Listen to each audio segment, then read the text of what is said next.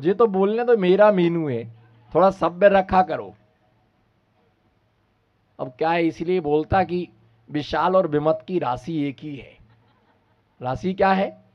बस उसके पीछे सागर नहीं लगा बस। और मेरे पीछे क्या लगा हुआ है? मेरे पीछे सागर लगा हुआ है और उसके आगे सागर लगा हुआ है। भैया ध्यान रख करके चलो। तुम ये मत सोचो कि मैं बोली लूंगा तो पैसा कहां से आएगा। जो बोली बोलता है उसकी व्यवस्था भी बोलने वाला ही कर देता है। आत्महत्या भी झटके से होती है। कोई सोचता नहीं आत्महत्या करना है। गुस्सा आया, क्रोध आया, जहर की पुड़िया खाई, लटक गए। अब बाद में भली पछता है, डॉक्टर साहब बचा लो, डॉक्टर साहब बचा लो। अब डॉक्टर साहब क्या करें बचा करके, जहर तो पूरे में फैल गया है। और वो खाने वाला क्या बोलता है, अब कभी नहीं खाऊंगा। तो तुम्हें मौका थोड़ी मिलना अब खाने का। बोलो अब कभी नहीं खाऊंगा, अब मौका नहीं मिलेगा। ऐसा सुनहरा अवसर किसको मिलता है? Golden chance. भैया वो खा करके निपट गया, वो मर गया। दान झटके से होता है, आत्महत्या झटके से होती। और वैराग्य भी क्या होता है? वैराग्य भी झटके से होता है।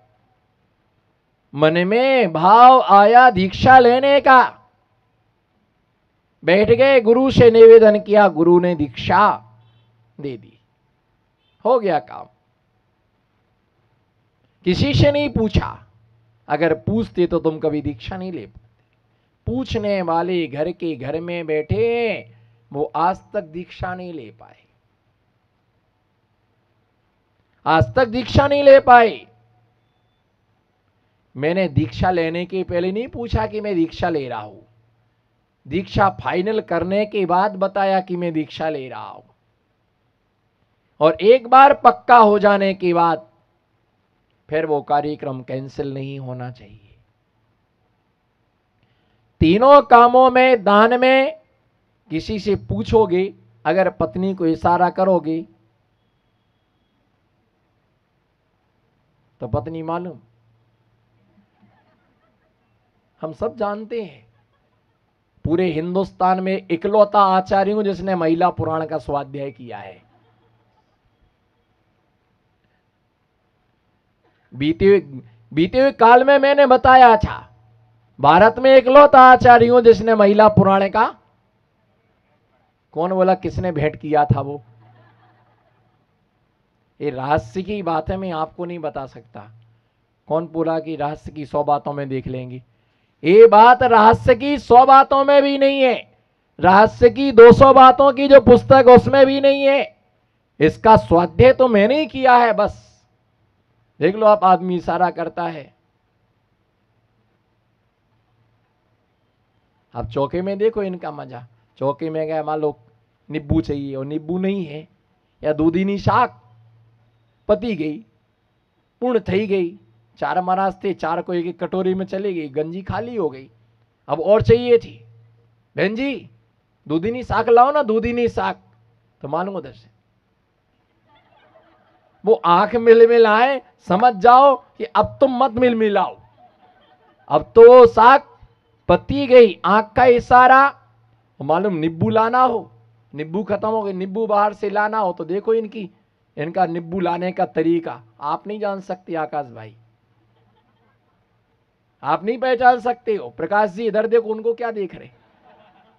वो थोड़ी कोई जिनवाणी, जिनवाणी तो यहां है, वाणी तो मेरी खिर रही। अब ठीक है, पेंट वाला टेंट वाले को देखता है, पर टेंट तभी लगता है जब बिना पेंट वाला आता है। टेंट तभी लगता है बिना पेंट वाला आता है। नींबू लाना हो, महाराज लाना नहीं देंगे, बनाना नहीं देंगे। तब मालूम क्या करते हैं, जाएंगे और एक हाथ में ऐसा नींबू लेंगे और उसी हाथ से साड़ी पकड़ लेंगे और धीरे धीरे चले आएंगे। कच्चू नहीं महाराज, कच्चू नहीं, कसू नहीं महाराज, कसू नहीं, ले गई अंदर। ऐसे उससे चलते हैं भैया। इनका तो यही जाने, बोलो इनका तो बिंदी का पत्ता कहां खोस ले दुकान पर। कौन सी सामग्री कहाँ रख लें? बोले नहीं है। अभी आपको एक खास बात नहीं मालूम विशाल भैया, मैं आपको बता दे रहा, पर आप किसी से कहना मत। अगर इनसे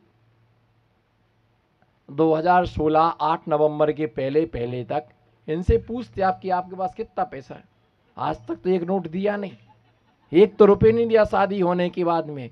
और रोज पूछते हैं कितना पैसा है, कितना पैसा है। अरे भाई माल लाए, माल लाना है, दीपावली बताओ ना कितना है। कुछ भी नहीं, देखो ये 5 के 5-10 नोट ले जाओ, क्या करने का। जब 8 नवंबर को जब नोटों पर 500 और 1000 के चलना बंद किए तो आदमी तो पीछे रह गए, कहां कहां से नोट निकले, कहां कहां से। बहन जी तो देखो इतनी हंसने के महाराज को कौन ने बता दी। उस समय व्हाट्सएप पर एक मैसेज चल रहा था, सबकी नींद उड़ गई थी उस समय। जो लोग कार्यक्रम में आए थे वो हमसे कह रहे थे, बोले महाराज जी कुछ पैसा तो दिलवा दो, हमारे नोट तो चलना।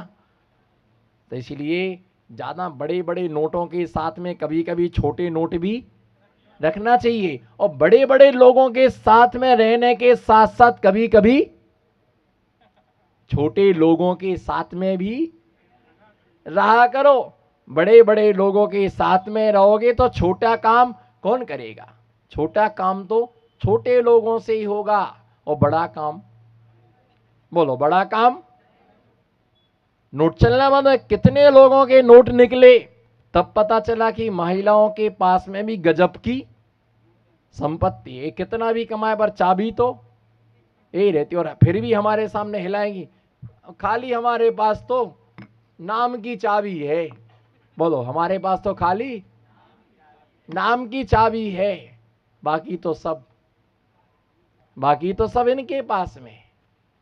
अच्छा भाई विचार करना, घर में कमा के आना, आप दुकान से आना, घर से आना, मां, पत्नी और बच्चे पूछेंगे पापा क्या लाए, क्या लाया, पापा मुझे, बोलो पापा मुझे क्या लाया, बोलो पापा मुझे, बोलना 10 पैसा,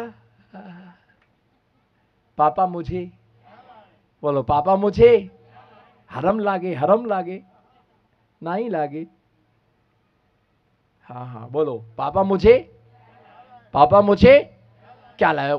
और लिपट जाता है, पापा को पकड़ लेता, पापा मुझे क्या लाए, किटकैट लाए कि चिंगम लाए, क्या लाए मेरे लिए, पॉपिंस लाए। अब पापा को तो दिमाग खराब, दुकान चली नहीं, बेटा बाद में बताएंगे। छोटे से बच्चे से क्या बोले, बच्चा पूछता है पापा क्या लाए, नोट गिनते समय थूक लगाते हो, और दीपावली के दिन लक्ष्मी जी की। देखो लोगों की दशा। भैया ध्यान रख करके चलना, आप एक हाथ से खाते हो और हम 2 हाथ से खाते हैं। देने वाला हमें 2 हाथ से देता है, मैं 2 हाथ से खाता हूं, और आपको परोसने वाला एक हाथ से परोसता, इसलिए आप एक हाथ से खाते हो। भावना रखो कि हम भी दोनों हाथों से खाएं।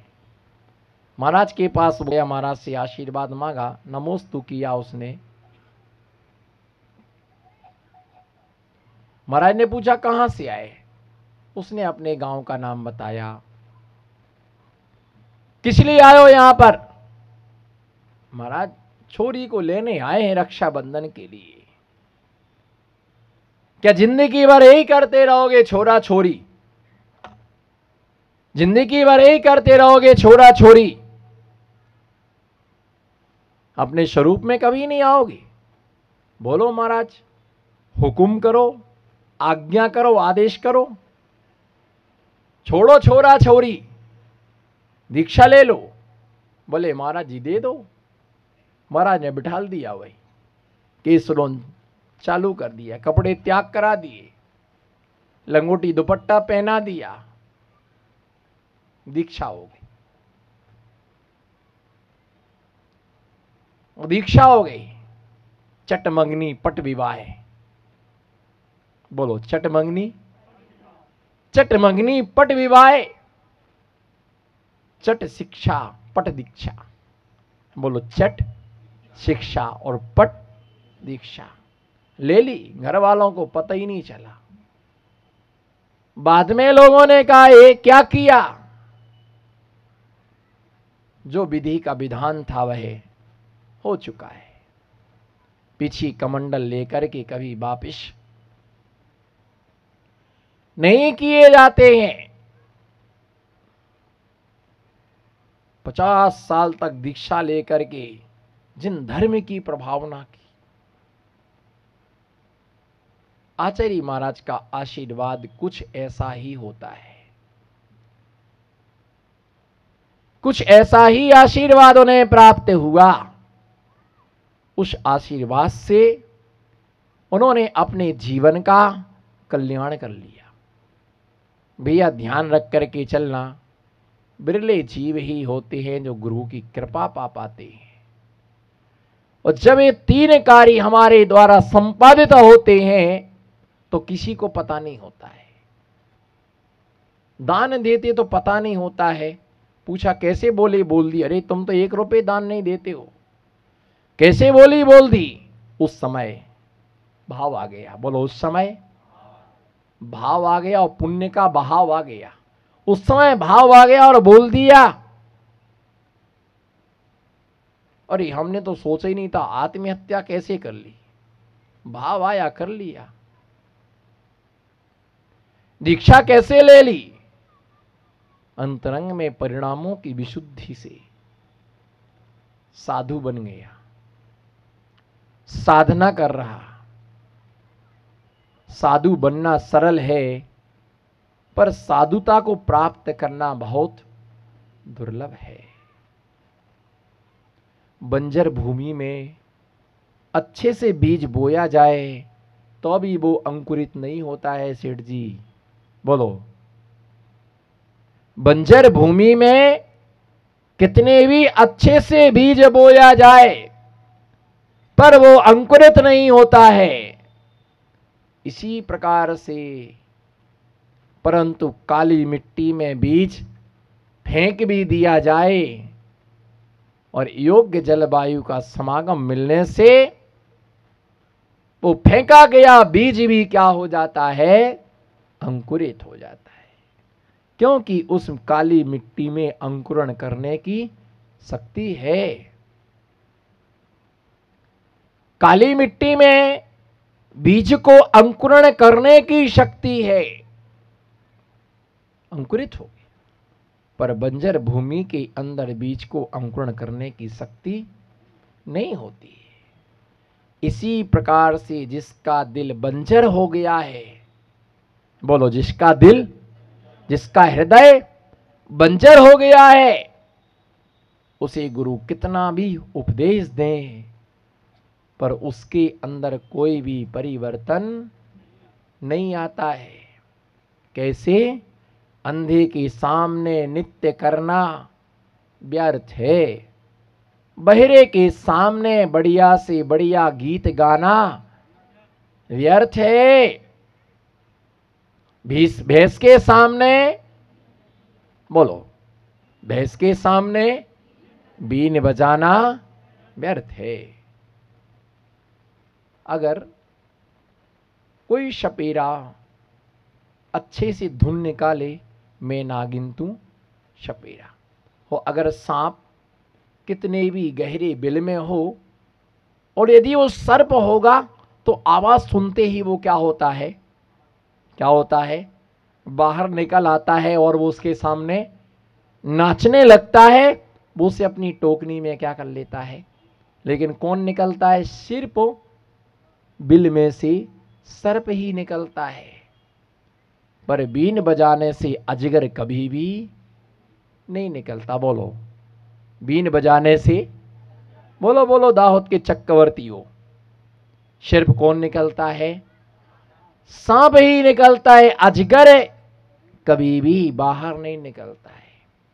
इसी प्रकार से दिगंबर महामुनिराज रूपी सपेरे जब अपनी दिव्य वाणी की बीन बजाते हैं तो भव्य सर्प रूपी, भव्य मनुष्य रूपी सर्प घर रूपी बिल से बाहर निकल आते हैं, पर जो अजगर होते हैं वो तो मुंह फाड़ करके पड़े रहते हैं कि बस कोई आ जाए और मैं उसका शिकार कर लूं।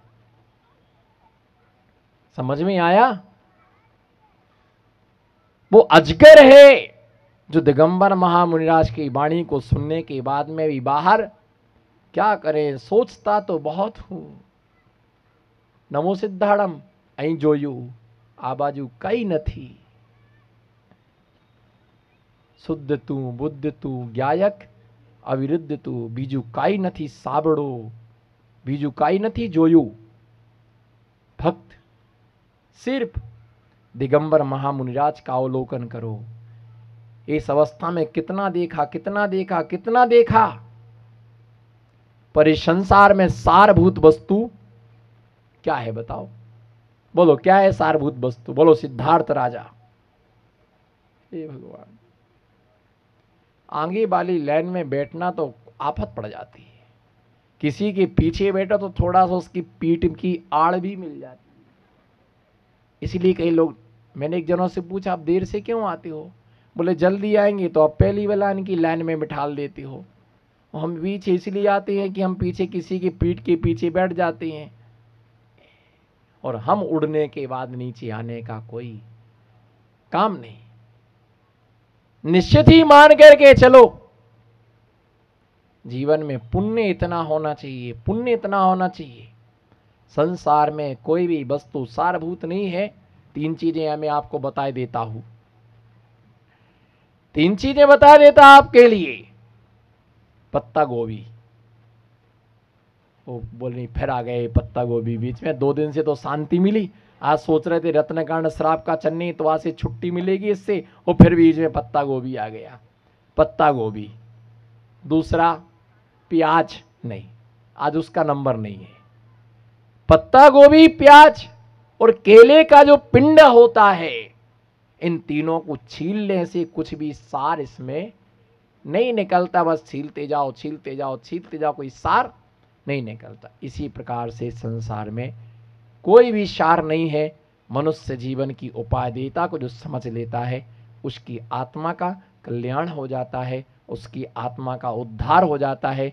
निश्चित ही हमें इस मनुष्य जीवन की उपादेयता को समझ करके अपनी आत्मा का कल्याण करने का पुरुषार्थ करना चाहिए। जय बोलो पंच परमेष्टि भगवान की।